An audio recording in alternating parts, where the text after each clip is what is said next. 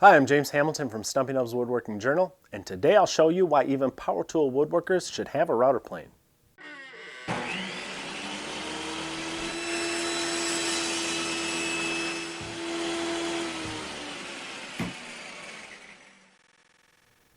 Router planes have been around forever. Wooden versions have sometimes been called an old granny's tooth because they look like a one-toothed old lady. I know, men lose their teeth too, I didn't name the thing. Anyway, just because router planes were popular in old-timey days doesn't mean they haven't got a place in today's modern workshops. In fact, whether you primarily work with hand tools or power tools, you should own and know how to use a router plane. It will save you time and it will improve the quality of your work. Router planes come in a variety of different shapes and sizes. This is a common cast iron version made by Stanley for decades. Here we have a mini version made by, I have no idea. This is a wooden version that I made myself. You'll find a guide to making this plane in the homemade tool section at stumpynubs.com, which you can quickly find using the link in the notes below the video. Router planes are not old-timey routers, despite their name. Wooden molding planes like these were used to create all the fancy profiles that modern routers make. Router planes were used primarily for tuning the depth of dados and grooves and for creating flat surfaces on joinery. So you shouldn't dismiss this plane just because you have an electric router. Let's look at a few ways that you can use it in the modern workshop. When you cut a dado or a groove with a power tool, particularly on a table saw or a router table, it's difficult to ensure a consistent depth all the way across the workpiece. A slight cup in your material can cause the depth of your dado to be shallower in the center. Table saw dado sets also tend to create momentum, which lift the workpiece up just a teeny bit off the table, especially at the beginning of the cut, which can further affect the consistency of your joint. So if you want your joinery to be accurate, you should follow up your power tool with a router plane. You simply set the cutter to the depth that you want, and you use it to remove the high spots in your groove.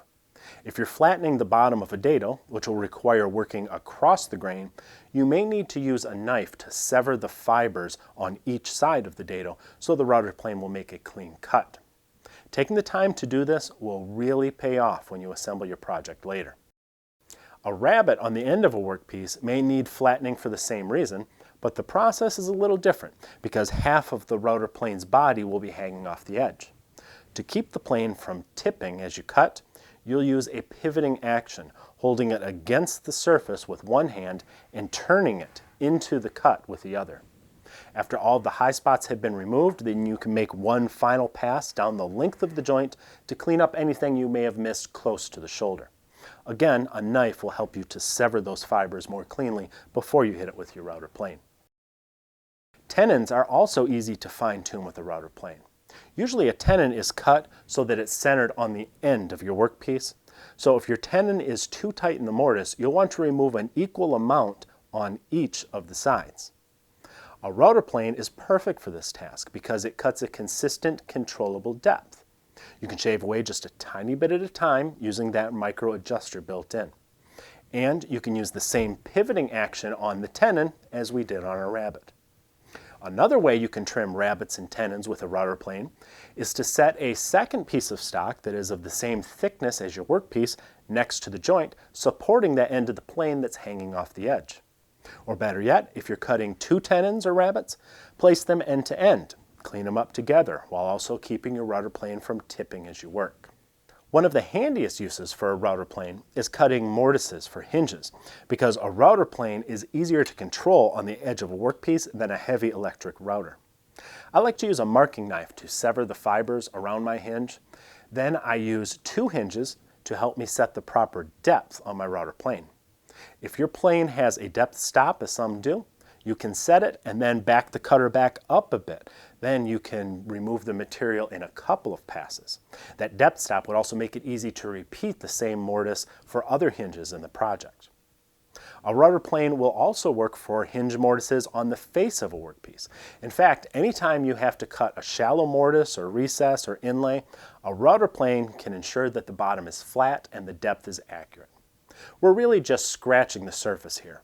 Router planes can be used in all sorts of different ways. Anytime you need a consistent depth below the surface of your workpiece, you should reach for your router plane. And since you can make one for the fraction of the cost of a new or vintage model, there's no reason why a power tool woodworker should be without this essential hand tool. For more great tips, tricks, and other woodworking goodness, including how to make your own router plane, check out Stumpy Nubs Woodworking Journal, which you can read and subscribe to for free at stumpynubs.com. See you there.